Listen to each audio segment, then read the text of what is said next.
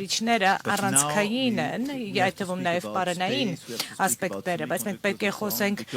տիեզերքի, ինչպես նաև կիսահաղորդիչների մասին, որովհետև անհրաժեշտ է ապահովել կայուն ռազմավարական ինքնավարություն եւ պաշտպանության ոլորտում, որովհետև երբ մենք խոսում ենք օրինակ կիսահաղորդիչների մասին, եթե դու կախվածություն ունես այլ երկրներից, ապա անհրաժեշտ է դիտարկել գլոբալ տնտեսության ինտեգրումը եւ մեր ամբողջական նորարարական համակարգը, որովհետեւ մեր ռազմավարական ինքնավարության ձևավորումը պահանջում է շատ ավելի մեծ կենտրոնացվածություն այն հիմնասյուների վրա, որտեղ մենք ունենք գերկախյալություններ։ Եվ իհարկե, նաեւ փոխանցած տարիների ընթացքում մենք փորձառեցինք այս գերկախյալության արդյունքները COVID-ի ժամանակ, երբ մենք խոսում ենք դիմակների մի շարք բժշկական միջոցների մասին, ինչպես նաև Ռուսաստանի պատերազմը Ուկրաինայի դեմ, բացահայտեց մեր գազի Ռուսաստանի գազից ունեցած գերկախյալությունը։ Մենք փորձառում ենք մեր գերկախյալության ծանրությունը, երբ խոսում ենք ամերիկյան հովանոցի մասին, մեր պաշտպանության եւ անվտանգության մասին սրասենյակում գտնվող ֆիղն է,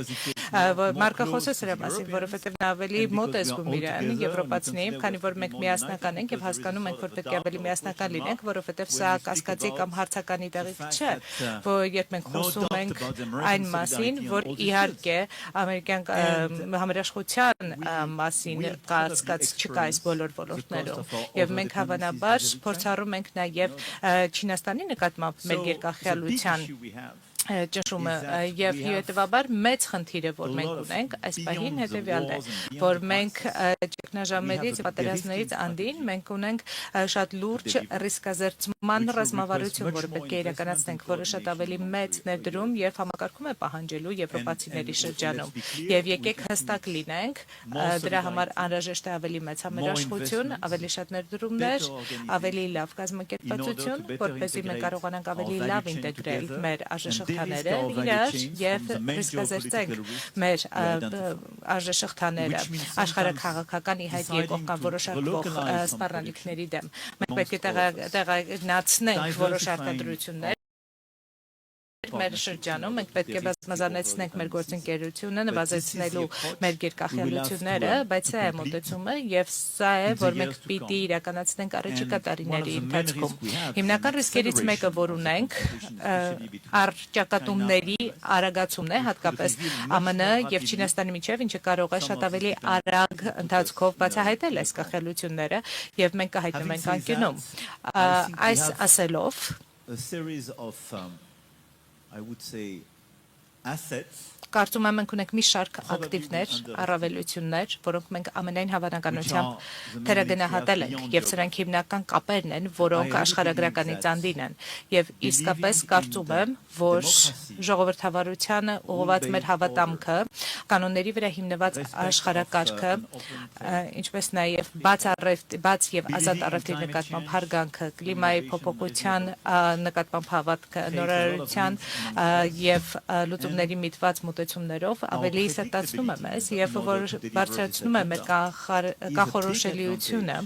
այս օրակարգին արձագանքելու համար եւ սա շատ լուրջ առավելություն է ի հակադրություն շատ այլ ոչ եվրոպական դերակատարների նկատմամբ, ինչպես դիտարկում ծոցի երկրները, ասիական երկրները, լատինամերիկյան եւ աֆրիկյան երկրները, նրանք ուզում են կանխատեսելի գործընկերներ ունենալ եւ երբեմն մեր շահերը կայուցը համապատասխան չլինեն, բայց եթե մենք մեր օրակարգը իրականացնում ենք որպես կանխատեսելի, սա իմաստ կունենա։ Կարծում եմ մենք շատ կարեւոր դերակատարում ունենք նաեւ Հորմուզի ջրանցքի հետ կապված իրավիճակում եւ Ջորջիան մեզ հետ էր, երբ մենք կազմակերպեցինք մեր այս վերջին հանդիպումը, մենք շատ ասիական եւ աֆրիկյան երկրներ ունենք եւ ծոցի երկրներ ունենք եւ շատ տպավորիչ էր տեսնելու նրանց մասնակցությունը եւ նրանց օրակարգերի համաձայնեցվածությունը եւ կարծում եմ, որ վստահաբար մեզ վստահում է ԱՄՆ-ն, բայց մեզ հարգում են եւ վստահում են նաեւ իրանցիները։ Իհարկե մենք միամիտ չենք Իրանի հետ կապված, բայց նաեւ չենք պատերազմում նրանց հետ, ինչը ստեղծում է մի համատեքստ, որտեղ այս ամենը փոխկապակցվածության մեջ կարող է նշանակել, որ մենք կարող ենք ծառայություններ մատուցել դիվանագիտական տնտեսական ֆինանսական իմաստով, որպեսզի կարողանանք դյուրացնել Հորմուզի ջրանցքի բացումը եւ բացառևտուրը եւ սա ռազմավարություն է,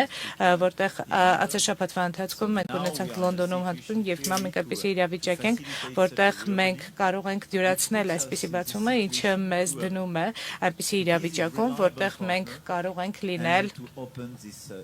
վստահելի գործընկեր եւ կարող ենք ունենալ այս ճանապարհը։ Ես իսկապես կարծում եմ, որ սա մեր առավելություններից մեկն է, բայց բացի դրանից ես կարծում եմ, որ մեր հետաքրքրությունը հետևյալն է, որ մենք պետք է նվազեցնենք ռիսկերի տարբեր հաստատություններում, պետք է շարունակենք ամբողջական համերաշխության մեջ համակարգված լինել եւ Ուկրաինան ամենաթեժ թեման է, բայց պետք է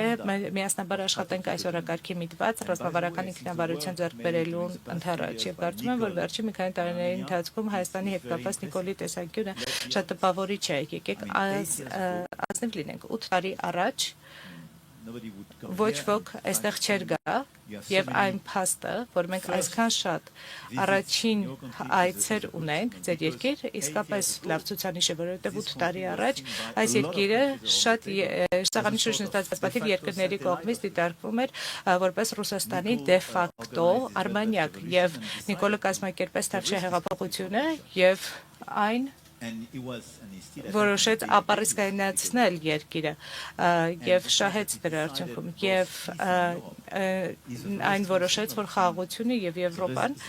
առաջնային ձգտումն են եւ այն դիմադրությունը, որ կա Ուկրաինայում, Հայաստանի ռազմավարությունը, այն ինչ որ արվեց ու Մոլդովայում, ինչպես նաեւ շատ այլ երկրներում, որոնք նստած են այս ցեղանի շուրջը, ցույց է տալիս, որ մենք որպես եվրոպացիներ մենք որոշել ենք անցյալ մի քանի տարիների ընթացքում մի ազանգ հնչեցնել միասնաբար զարթոնքի համար եւ հենց ռազմավարական ինքնավարությունը հենց այսպեսի մեծ ուժի միտված Օրնեապես կնպաստի մատակարարման միջազգային շղթաների կայունությանը Հարգելի ընկերներ, այժմ մենք ունենք խաղաղություն Ադրբեջանի հետ արդեն 2 տարի է ինչ որևէ մեկը չի տուժել Ադրբեջանի հետ փոխհրաձգության պատճառով եւ սրանք աննախադեպ տարիներ են մեր անկախացումից ի վեր այժմ մենք սերտորեն աշխատում ենք Ադրբեջանի հետ որպեսզի ամրապնդենք եւ ինստիտուցիոնալ դարձնենք մեր երկու երկրների միջև խաղաղությունը եւ սա Առաջին անգամ է, երբ Ադրբեջանի նախագահը մասնակցում է միջոցառման, որը տեղի է ունենում Հայաստանում, թեպետ հեռակապով, բայց հույս ունենք, որ հնարավորություն կունենամ այցելելու Ադրբեջան 2028 թվականին, երբ Եվրոպական քաղաքական համայնքի 10-րդ գագաթնաժողովն այնտեղ անցկացվի, իմիջիայլոց Հայաստանն ու Ադրբեջանը փոխադարձաբար աջակցել են միմյանց տեխնացություններին, հյուրընկալելու այս գագաթնաժողովները պատվարժան հյուրեր ինձ համար շատ բան է տեղի ունեցել այս գագաթնաժողովների շրջանակում եւ տեղի ունենում նաեւ հիմա փոխնախագահն այստեղ է մասնակցում է Երևանում այս գագաթնաժողովին եւ նա Թուրքիայի առաջին փոխնախագահն է ով երբևէ այցելում է Հայաստան Հյուսիսային Մակեդոնիայի Բոսնիա-Հերցեգովինայի նախագահները Եվրոպական խորհրդարանի նախագահը Մեծալ Թագավորության Իտալիայի Իսպանիայի Խորվաթիայի, Իռլանդիայի, Անդորրայի, Ֆինլանդիայի, Էստոնիայի,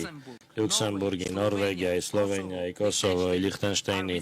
վարչապետները այցելում են Հայաստան պատմության մեջ առաջին անգամ։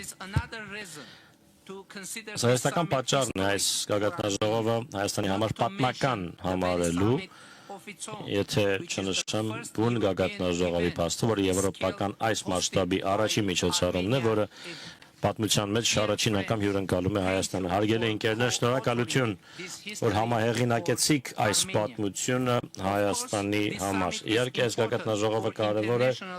միջազգային